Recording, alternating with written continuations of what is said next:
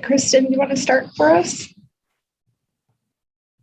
Of course, yes. So I have some slides up on the screen for folks to be able to see. Nathan, any welcome comments that you'd like to provide to everyone who's joined us today?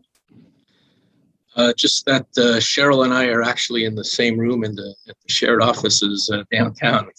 I think it's the first time we've held the event non-virtual, so semi-virtual. Glenn's dialing in, and Jan Smith is in the Fort Saskatchewan, Edmonton area. So Jan and I both work at Sherritt, and Cheryl works for On Task, and she helps us with this endeavor. And welcome, everyone. That's wonderful. Thank you. So a little bit of general housekeeping before we get started with the session today. Of course, most of you are pros at this point in our Zoom experiences, but please remain muted during the course of today's session. If you have any questions, please feel free to engage in the chat. Several of us will be keeping an eye on that today, and it will help drive the conversation.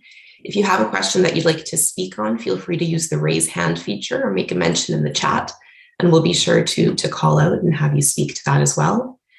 Of course, a bit of chat etiquette here. Please stay on topic, but feel free to engage and add any perspective that you might have. Now, if you're experiencing any tech issues, of course, there's an email there that you can ask for additional support.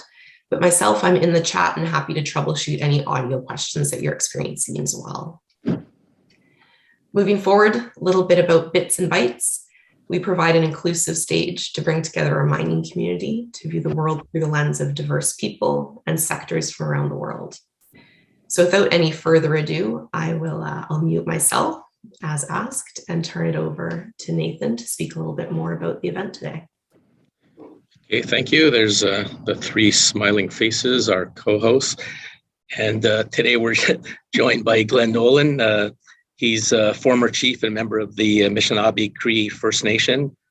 Glenn's here to discuss how the need for critical minerals and shift to localization of an electric vehicle future will test the strength of communities and teams in mine development. I just have a few notes about Glenn, so I'll just read these out here, and then Glenn, feel free to add anything that you think is important here. He was the first Indigenous person to be elected as president of PDAC, Prospectors Development Association in Canada. He has a role in development of Noront's nickel and copper deposit in Ontario's Ring of Fire, which we've heard a lot about lately in the news. Early stage mineral exploration experience. He owned a successful exploration contracting company as an entrepreneur in the tourism industry and serving as an advisor to Indigenous groups throughout the Americas. Glenn has long been an advocate for sustainable, inclusive mineral development in Canada and globally, focusing on building the capacity of local Indigenous groups to participate more equitably in new and long-standing mining operations. And Glenn serves on numerous not-for-profit boards with a local, national, and international focus. He's also a board member of a junior diamond exploration company with properties in Canada and Africa, as well as a startup tech company. So as you can see, Glenn's got a wealth of experience and a perfect person to talk about this topic here. So Glenn, welcome, and any opening comments from yourself? Yeah, well, I want to thank you for the invitation. I'm honored to have been invited. I think what I want to share today is how important it is that any development that happens in, especially on the critical minerals area, has an inclusion component to it, so that communities that are going to be impacted by the mining process will also have opportunities to participate either through equity or through other means for the downstream opportunities that come from the mining of the minerals and to the development of the batteries that are going to drive the future for our economy. So, and I take that perspective because of my experience in community development, especially, and how it's related to the success of a number of communities in Canada that have participated in resource development, but in particular, the success that my community has benefited from the participation in the mining sector. And as I said, I'm really pleased to be here and share my perspective on the issue around critical minerals and community development.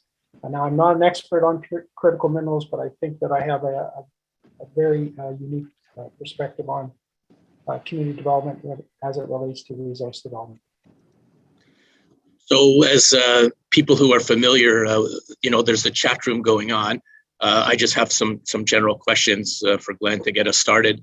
And then when Jan or Cheryl see something interesting trending in the chat room, they'll either break in, ask a question, or sometimes they'll ask the person to unmute and ask the question themselves. So Glenn, if I think back over my career, which is like 30-something years, the old days in Northern Ontario, you'd build a curling rink or you'd build a hockey rink, and it's like, that's great. The community should be on board. So obviously things have changed over the decades, and I'm curious, what you've seen and maybe more recently.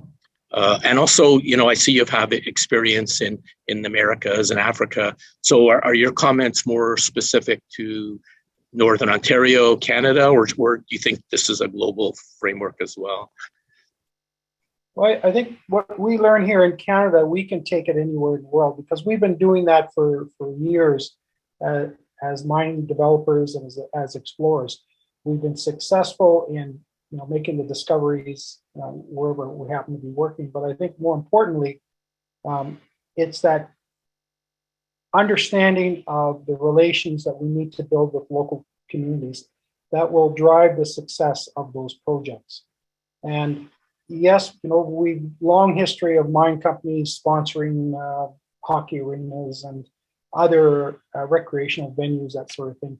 But we're beyond that now, and communities are demanding more from the companies. And of course, there's always a challenge of how companies can meet that increased financial obligation. So what I believe is critical for the next step is the integration of community businesses in the development of the resources in their territory, in their backyard. But more importantly, the opportunity to become direct equity owners in these projects as they're developed, as they're discovered, and as they're developed. And I think that will lead to greater acceptance by the communities, but also the benefits that should come out of these developments should be a portion of that should be going back to those communities. Yeah, that kind of leads me to my next thought. Like, in the old days, you would get some lower level jobs, like, holding a stop sign on the highway, or maybe helping out with the surveyors.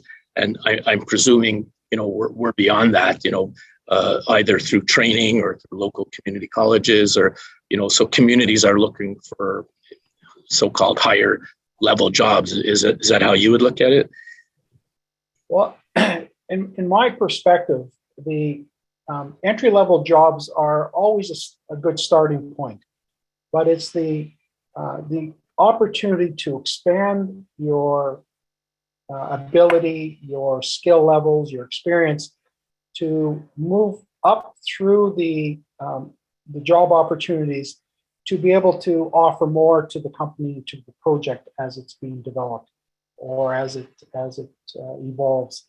And there's nothing wrong with entry-level jobs, but I think it's incumbent on the companies to demonstrate that they're willing to work with those individuals to help build that capacity while they're on the job, or offer them the opportunities for training away from the work site, whether it's through a college program or even to work through a university professional development program, such as a geoscientist or an engineer or an accountant, so that they can find an occupation that really excites them and provides them with a meaningful way to provide for their family, that they feel that they can contribute back to the company. Also, if I look at your background, it's more than just the jobs directly related to the mining per se. There's the supplying food to the camp, accommodations for the camp, and I see you have experience in that. Any comments in that area? Well, I'll give you an example of what I saw in Ecuador. So I've been working with the Shuar community. Shuar are indigenous groups in the Amazon side of Ecuador. And they have obviously the indigenous to the region, and but they are at the very similar to our indigenous people here. They struggle with high levels of poverty and other social ills that come from living under these poverty realities.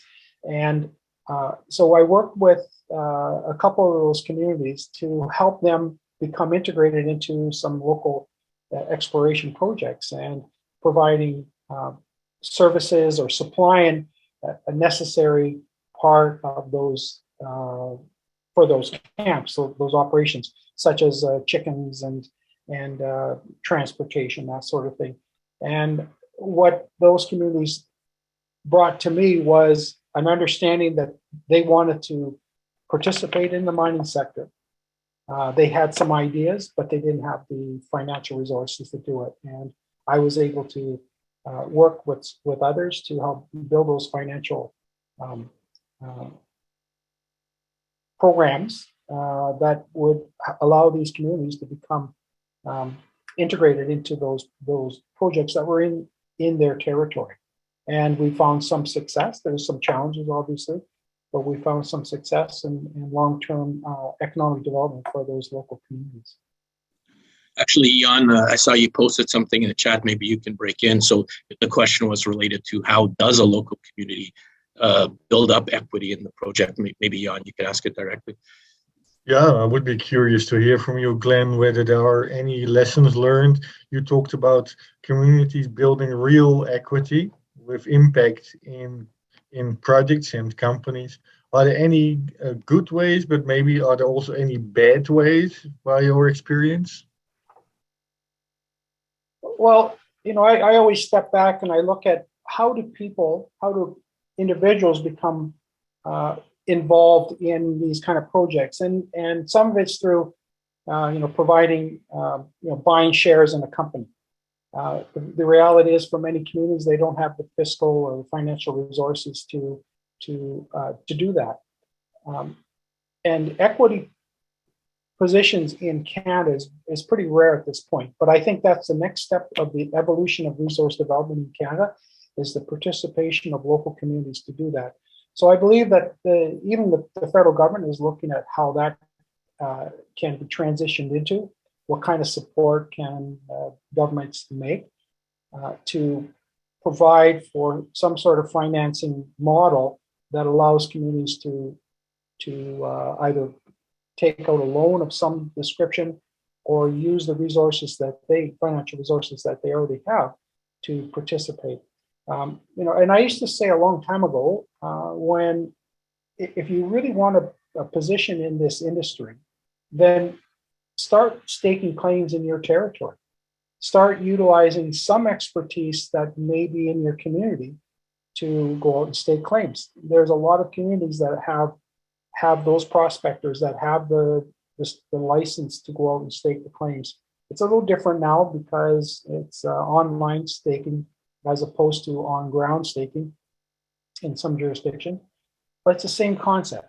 You have tenure of the land from a constitution protected position under the Indian Act, or indigenous if you're Inuit or Métis, or you can you can also have some tenure on the land by staking those claims and then starting to market, such as any other prospector could, and then working with those potential developers, a junior miner or a major company, to develop that into a reasonable opportunity through mining or at least through exploration, so that you can participate.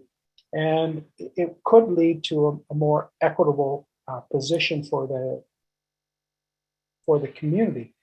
But I think there's a lot more work to do for a community to be able to buy into an existing project to have an equity position. Now, that could be a negotiated part of it. I know of some companies offering shares for participation or an acceptance of activity on their lands. but that's a small part of the whole equity position. I think the bigger part is actually being able to have the financial resources to buy a significant stake in these kind of projects as the project gets developed. I saw, Elizabeth, are you able to unmute yourself? There, you had a question about capacity building. Maybe you can describe what you mean and ask Glenn your question. Thanks so much for that. Yes, actually, it's what we're busy talking about at this very moment. So nice to meet you, Glenn. I'm with the University of Western Ontario. And my background, as you can hear by my accent, is probably that I am South African. So I'm asking this from the context of South Africa, where they have Black economic empowerment. And as you know, equity stakeholding was done on a very different basis there. I'm not suggesting that this is the way to go in Canada, but it is one model. And I'm wondering, I'm grappling with the same thing as you are maybe.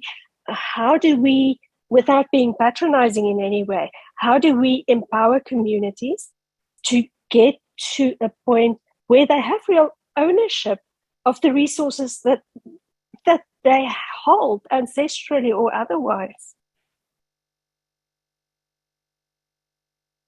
Well, I think that's always a challenge when you have different legislation on how land is determined, ownership is determined. So here in Canada, we have the federal government that has jurisdiction over reserve lands.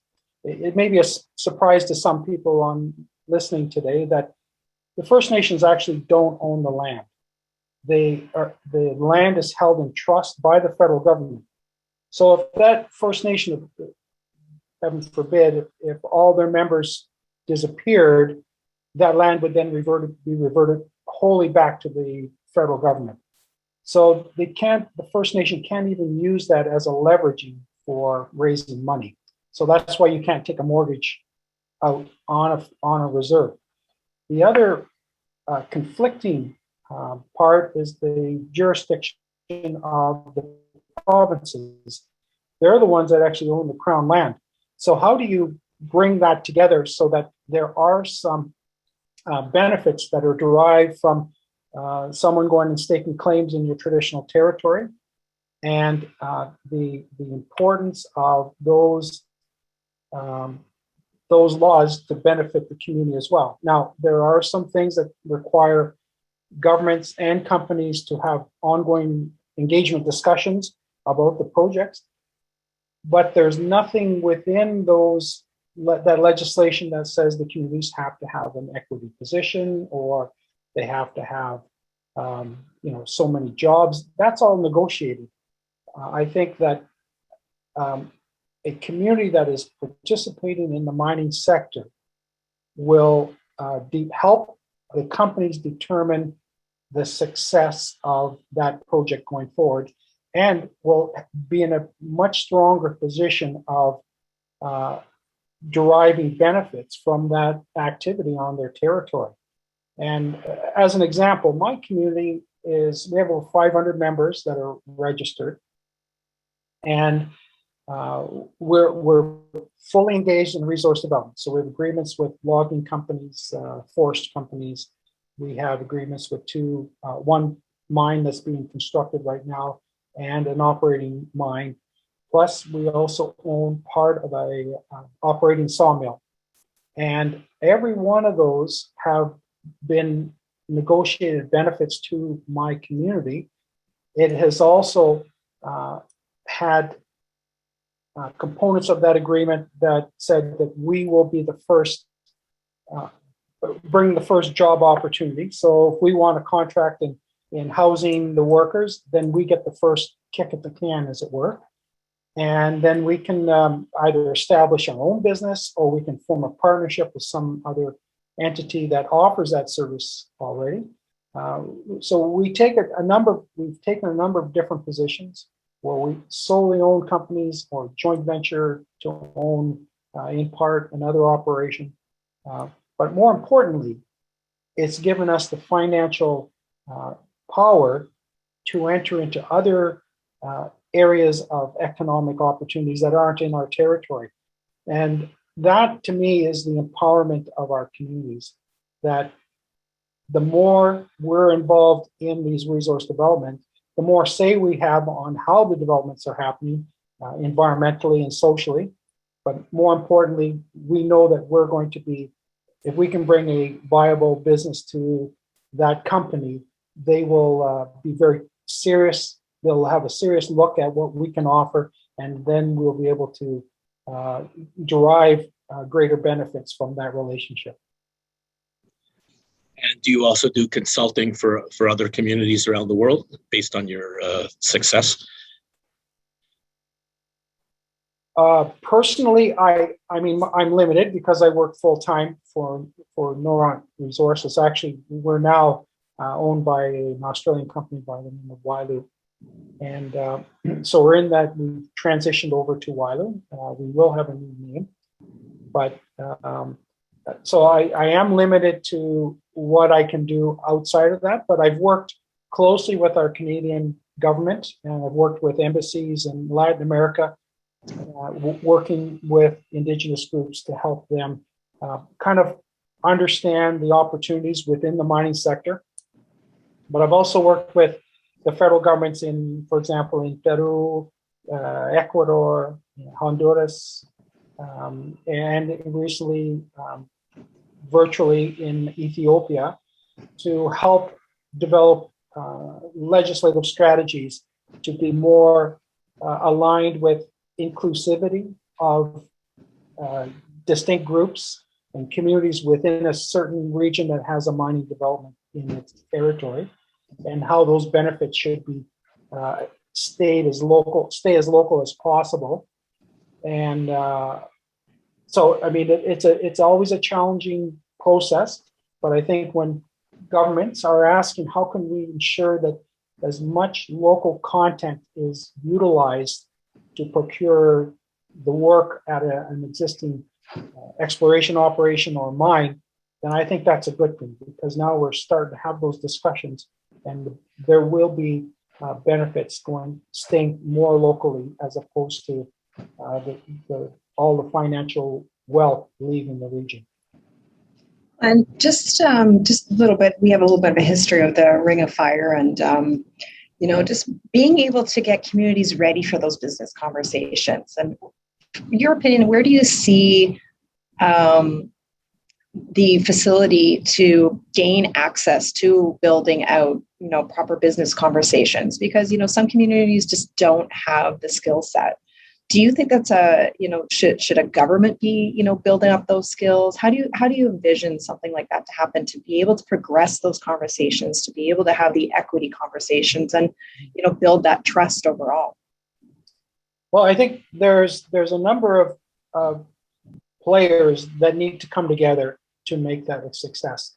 It can't just be the community that steps up. It can be, but if the community has, what we're seeing in the Ring of Fire is that there's a lot of interest in communities participating, yet they don't have the experience of working in this kind of economic opportunity. So how can we work together with, from an industry perspective, from a community involvement perspective, and then a government support to make this happen? So as an example, one example is on the training side. So we work very closely with the Matawa Tribal Council. They have a training arm called KCATS that is there to facilitate training.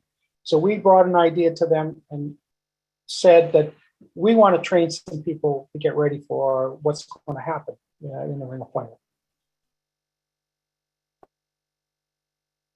Some funding opportunities there. And there's a number of programs that are offered it's not just offered for the Ring of Fire, it's offered nationally.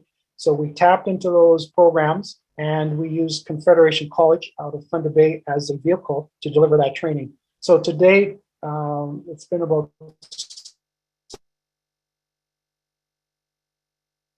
five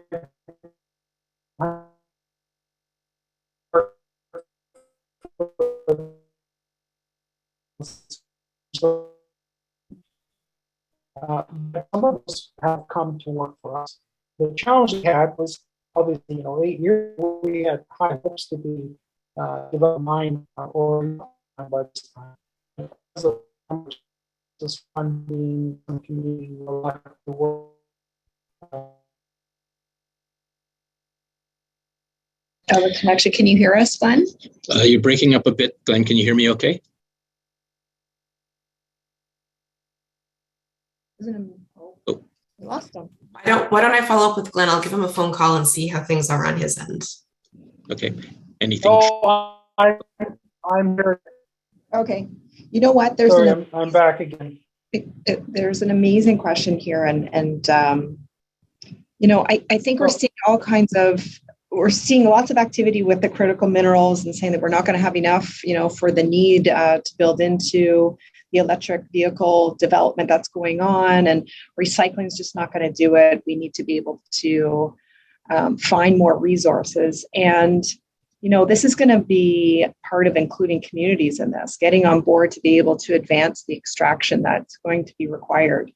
So, are you hearing anything from the Indigenous communities, how they want to play in this, or a little bit of feedback from your communities more specifically, if you have any kind of insights from that? Well, we have two communities, as an example, Webequie and Martin Falls, that are very keen to see development happen. Now, it's not development for them. It's not development at any cost. They want to ensure the land is protected, the water is protected, and they want to ensure that the opportunities for their communities are maximized. So whether direct employment or business development, but more importantly, they want to see infrastructure into their communities. So Webequie is quite a ways north of Thunder Bay. Martin Falls is a little bit closer, but it's still in a very, very remote, there's a remote area of Ontario. There's no road. There's two major rivers that has to be crossed to get to the community. And so they've been working together to co-develop road infrastructure, all-season road infrastructure into the Ring of Fire and into the communities. So they have 3 different projects. One is called the Community Access Road, and that's the one that's being managed by Martin Falls First Nation. Then there's the Webequie Supply Road, operated by Webequie First Nation. And then there's the Northern Road Link that will connect everything up to the Ring of Fire and connect everyone to the highway near Makina. And those communities have been working together to co-develop the environmental assessment process for that road development. And they also have the community of Arrowland, which is at the initial area of this road going up into the Ring of Fire. And Arrowland is working as well to ensure that they can derive benefits from this kind of economic opportunity in their territory. So you're seeing communities that actually are taking steps to make this happen. I believe that as this becomes more of a reality, more communities are going to say that they want to participate, that they want to have roads into their community as a starting point, but they also want to have the opportunities that come from direct jobs and from economic opportunities and businesses that we're going to support, whether it's the all-season road or support the mining project. And it's not just one mine project. There's going to be multiple mines in the area. And I think the point that I need to raise is that the mines are going to be developed with communities' perspective of protecting the land and the waters and the cultural activities that are out in the land, so that those activities by the community members can be done for generations into the future.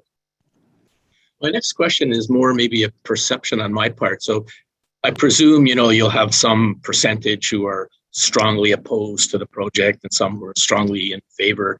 So are you dealing with the 80% in the middle, the 60% in the middle, or is it, case by case? Like, what percent of the people are, open to hearing the discussion versus, diametrically opposed to before, you even start the project? Mm-hmm. Well, what I've learned as an elected leader in my community is that regardless of what the topic is, you'll never have 100% consensus. As an example, my community settled a treaty land entitlement claim against Canada in 2019, and it was a fairly good negotiated package from the federal government. And out of the 400, and I think it was 407 adults who could vote either in favor or opposed to the settlement, 7 people or 5 people voted against it. And well, I'm not sure what the reasons were, but I thought that this was a good opportunity for my community to move forward. Yet there are still some people that were opposed to it. And so I think the challenge that we have is that, and it's not insurmountable, it's a matter of bringing forward a perspective that we're going to work with openness, truthfulness. We're going to be as respectful as possible with our community partners, and allow them to tell us what their concerns are that will make our projects better so that they will support it. Some of the communities that we've been working with are, they're still on the outside, but I believe that by having the ability to engage them on a more a better timeline, that we will be able to come to some sort of agreement with them, and they will have the benefits that they can realize through this project development. So it's not going to be, and I can't say how many communities are opposed, but we're getting a lot of interest, especially now that Wailu has come in and taken clearly has taken an opportunity to develop the Ring of Fire seriously, and are providing the funds that we need to engage the community, trust, and work towards something that we can all work with, live with.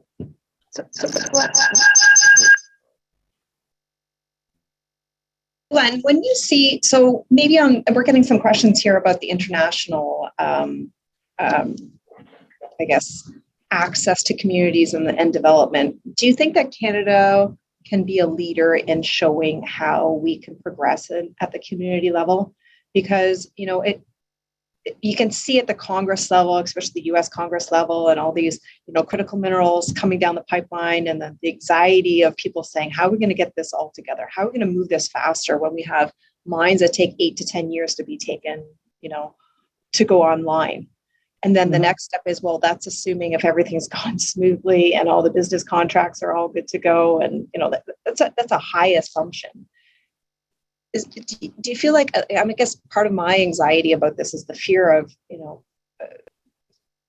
internationally, I guess, and it could happen here, is governments just saying, hey, we're just plowing through. We're just going to go do this. And uprising from communities. It's a bit of a fear on my end of saying, how do we really make sure that we're all going to be partners together? And do you think that Canada can be a leader in really kind of showing other jurisdictions, or do you think that there's somewhere else that it's working better and that we should be listening a little bit more? Let me piggyback on that. So if you look at your specific case with Wailu, so, they might be coming at it from a perspective of Indigenous rights in Australia. So are they relying on people like you to explain, well, here's the local context, or obviously they can't come in and, and bulldoze their ideas. So did they spend, maybe it's not a fair question to you, but did they spend the time learning about, local issues and how, the community feels about the Ring of Fire projects and so forth? Well, I'll answer your question first, Nathan. Wailu has kept our team intact. So they trust us that we've done the right thing. We've had our own challenges, but we've done what I believe has built a very strong relationship with the communities at this time.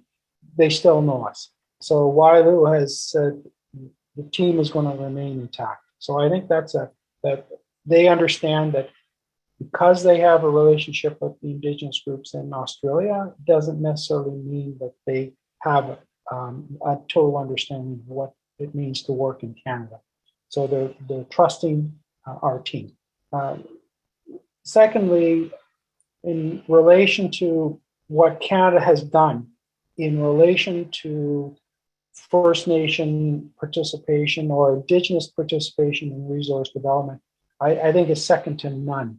We've been able to bring this model outside of Canada, not because it's a cookie cutter approach, but it's an understanding that there's a sensitivity and a learning process to understand our partners, Indigenous partners, wherever we happen to be working.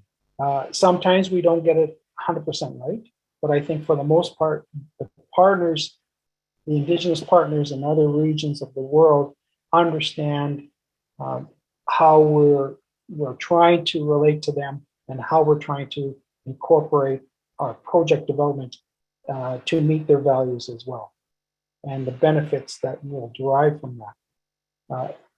As an example, whenever I've traveled to, I have a strong relationship in Ecuador, where I've built that relationship for over 14 years now, and I never once assumed that I understood who those Shuar people were. I never brought in a perspective that what I was going to offer them was going to, help them overcome their struggles.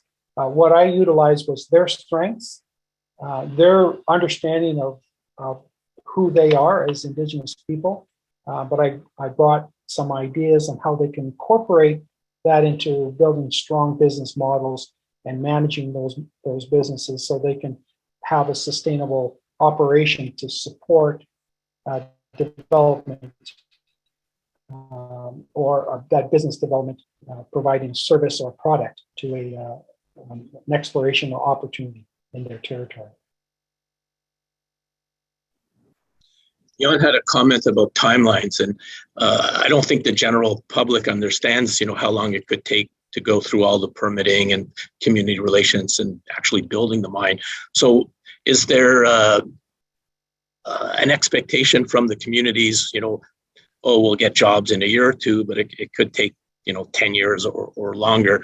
So is that part of the discussion, the process that it takes to actually get a mine over the finish line? Well, there's a lot of things that happen with a mining company and junior companies in particular. It's often hard to have a consistent message when you're talking to your investors, because you want your investors to put money into your project. And you'll hear a lot of these promoters saying, well, this is going to be a mine. It's, we're going to get it done in 5, 7, 10 years. But the reality is it could take a lot longer, and it might not be a mine. It could be a very good deposit, but it may not be economical when enough work is done on it. Yet, when we go in to talk to a community, we're very reticent to try to build up a project that is going to be a mine. But I've also seen companies or prospectors who have staked a particular area of land without doing any real due diligence, has promised the community 50% stake in the mine. It's going to be a mine, so that they can sell it to a junior mining company, or be able to find more financial resources to move forward. Yet, and they get the social license to continue on, but really it's a social license that's not based on anything factual. And I think that companies that are, and this is the challenge that all of us have as companies that are exploring and then moving towards development, is that it's not going to be 10 years.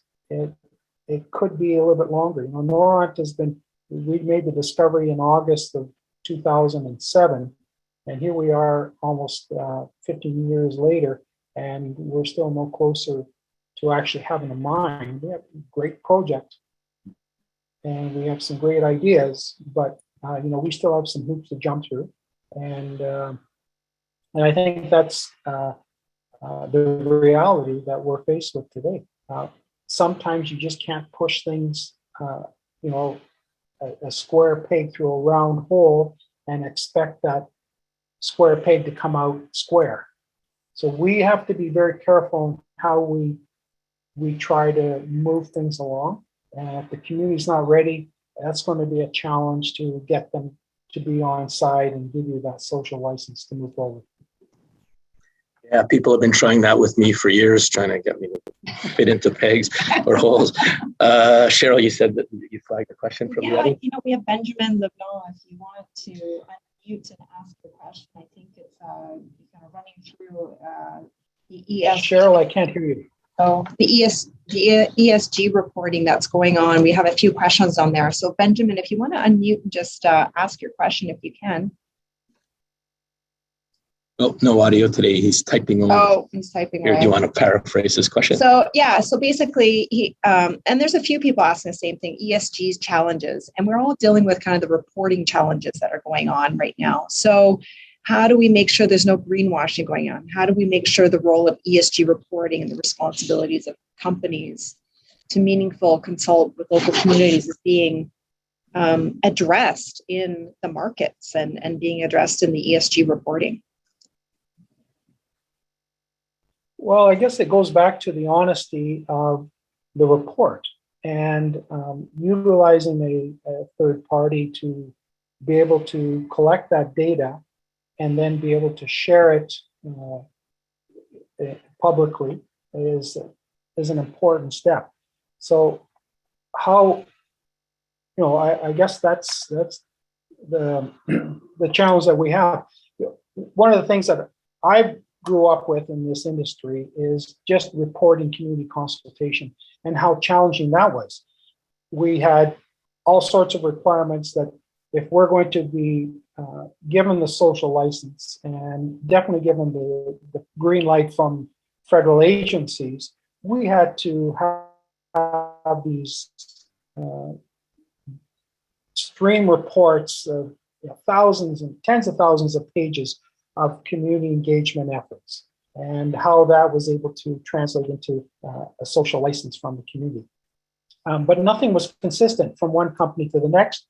One group that said they had all the answers to the next group that said they had all the answers. So I think it's, when it comes to ESG, having the proper organization to manage the data and be able to report it in a consistent and timely manner so that it isn't greenwashed or whatever version you want to determine that it's suitable for truthful and open report on what kind of activities that company has been participating in and how they generated the revenue or generated the reports for their audience. There's an excellent question that came in. It was anonymous, so it didn't go through the whole chat room. I thought it was really good. It said, if you had one or two pieces of advice for the boardrooms, what would it be based on what you've learned over the past decades? Well, first of all, you have to have more women on your board. And secondly, you need to have an Indigenous participation on your board. If it's not a direct person that's sitting on your board, then you need to have someone as an advisor who's Indigenous. And especially if you have the working for any time period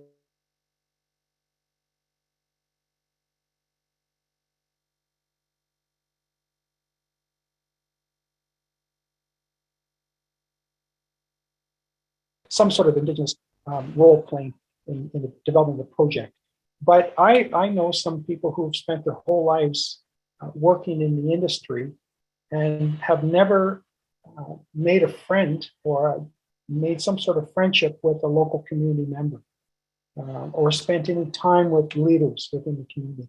So, having someone who can advise you on that, but more importantly is to have that direct contact with the community leaders that you're working with. That is probably the most important thing, and it can't be a one-off thing. It has to be consistent, and it has to be respectful. So you're not barging into the community saying, "Here I am. How do you like me now?" What you're asking is, "When can I come in? When can we come in to meet with you and your leadership and your community members so we can talk about who we are?" And for that organization to listen to the community, because the community will have a lot of things to say about what are the challenges that they have. And they don't want you necessarily to solve all those, because they know the government has a lot of responsibility when it comes to housing and poverty and healthcare and so on. But they just want you to understand the challenges that they have. And that's an important part of understanding or building that relationship with the communities that you want to work with. So as a follow-up, so if you go back 20 years, 10 years, 5 years, and now, are we getting better in your perspective? Oh, I absolutely. I mean, you have the Truth and Reconciliation Commission that put out its report and the 94 calls to action. The government determined to address those 94 calls to action, and corporations now having that as touch points for their participation or their communication objectives and negotiation projections, working with their local communities, whether it's training, sometimes equity, so that there are what we've seen in the past. And though we're just going to communities are going to benefit through the industry. I realize I've asked you a lot of questions and the audience as well, but are there any key points that you want to flag for us? Anything that I didn't ask that you think the audience would like to hear about?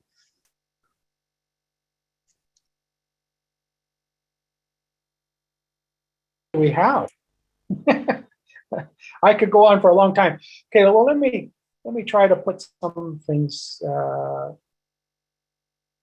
I think that one of the things I've learned as a community leader, but also as a someone who's worked in the industry for a long time, is that communities aren't given enough credit for knowing what they want.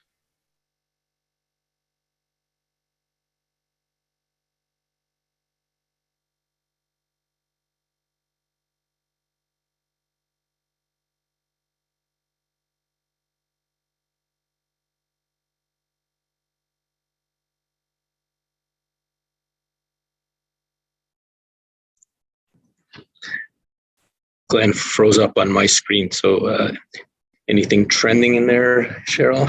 Yeah, some.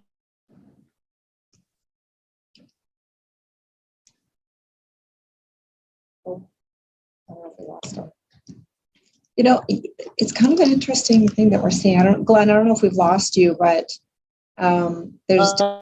Oh, you can hear me.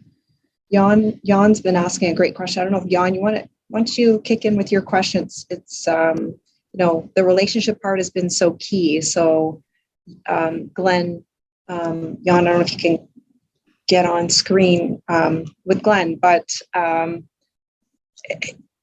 the relationship piece and the trust piece we all know about, but the pieces of the critical minerals coming down pretty fast. So it would be really interesting to see how the communities are going to be able to absorb all this change. And Glenn brings up some really great points. Having people on your board, like that's part of the innovation technology piece that we speak about all the time, is having people with capable knowledge at the decision making points and to be able to include people. So the pieces that Glenn's bringing up right now, really making sure that it's not an us versus them. I haven't seen Jan click in.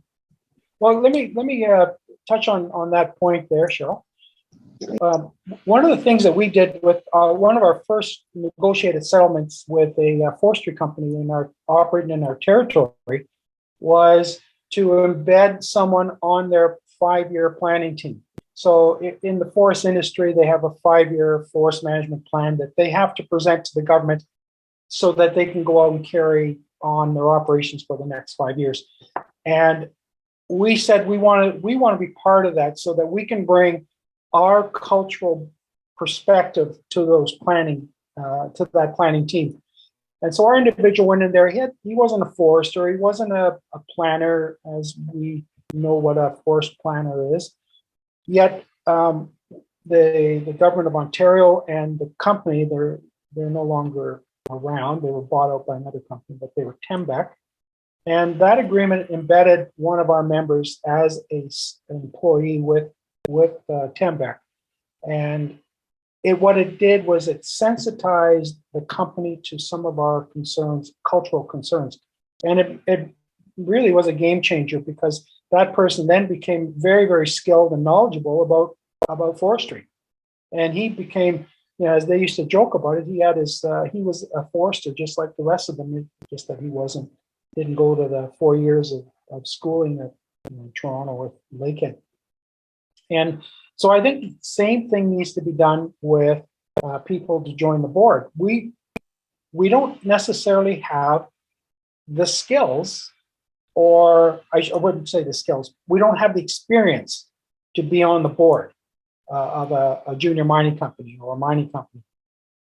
But we have other skills that we can bring, and we have knowledge that nobody on the board would have. And if we're going to change the way companies do business, they have to understand our community members. I'll go back to one more example. My father was he left school with a grade 3 education. He ended up becoming a millwright and a welder, all ticketed by the province, and a 4th class stationary engineer or power engineer, all on a grade 3 education. But he was given that opportunity to develop those skills at a mine. And he was encouraged to go back and get his grade 10 education as a 30-year-old, so that he could write his welding ticket and his millwrighting ticket and his 4th class engineering ticket. That was an opportunity. If that wasn't provided for him, he would have remained a laborer throughout his life. Now, that was a different time period, obviously, back in the 60s, but we can use that today as a model for encouraging people to be part of this industry, to provide really critical knowledge to the juniors, to the miners who want to work with communities in a sensitive and respectful manner.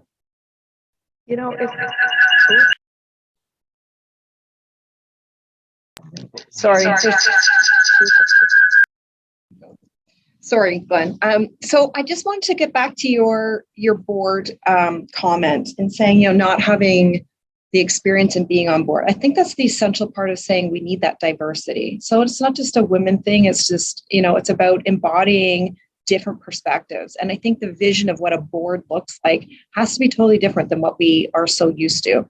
So I would just kind of, as much as someone might not have board experience or be an executive somewhere, they still have the community experience. And that's that diversity piece that I think we have to stop thinking about boards visioning to be, the executive community person, I mean, a city person. You know, that's the diversity piece. And then just saying that, you know, the skills that matter, you know, we talk about trades, especially in Ontario, we talk about trade skills and having people to be able to connect with what needs to be happening now, and that's current, you know. And, you know, university isn't always the answer for everybody. It's amazing to hear about your dad and how, you know, he gained the skills that were required. He didn't go to, like you said, some school and you know, not necessarily pick up the skills that weren't going to be efficient for what he needed in his day-to-day. So I love that story. Yeah, and I mean, the reason he left grade 3, or he got kicked out of school in grade 4, but what he ended up doing was working as a man, as a 12-year-old, you know, cutting timber. So it wasn't just, oh, I don't want education. He actually had to go and find work so he could provide for his family.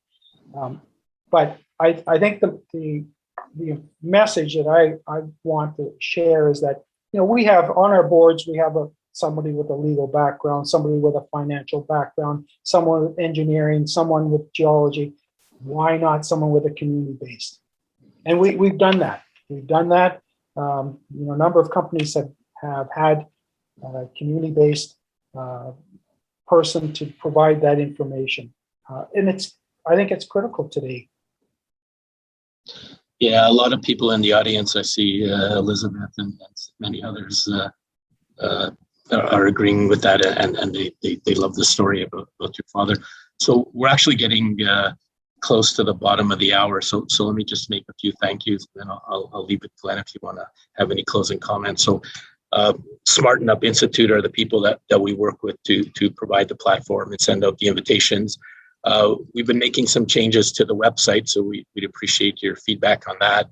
And we also have an Ask the Expert. So if you have any questions for Glenn, put them in there, and we'll get Glenn in touch with you or find you an answer to it. Glenn, we'll make a copy of all the chat. Obviously, you couldn't follow it as it was going on. There was a lot going on, so you know, you'll probably enjoy looking at some of the comments there. Thanks, of course, to Jan and Cheryl for monitoring the chat room. But Glenn, it's been a great honor and pleasure. It was a great topic. Is there anything you'd like to leave us with? You know, I think that we're at a place in our society where inclusion is critical to the success of not only the people living in large urban centers, but to our rural and remote communities. And if we're going to change the Canadian culture and the opportunities for all Canadians, including our Indigenous Canadians, we have to do work a little differently. And I'm encouraged because I'm seeing that work already being done. We just have to ramp it up. Thank you. I agree with that. There's not a lot of nickel mines in downtown Toronto or Montreal or Vancouver. So we do have to work with local communities if we want to bring these critical metals to the market. So yeah, 100% agree with you there, Clint. So thanks so much. I really do appreciate it. And thank you for your time. Rich. Many thanks, Glenn. Thanks, audience.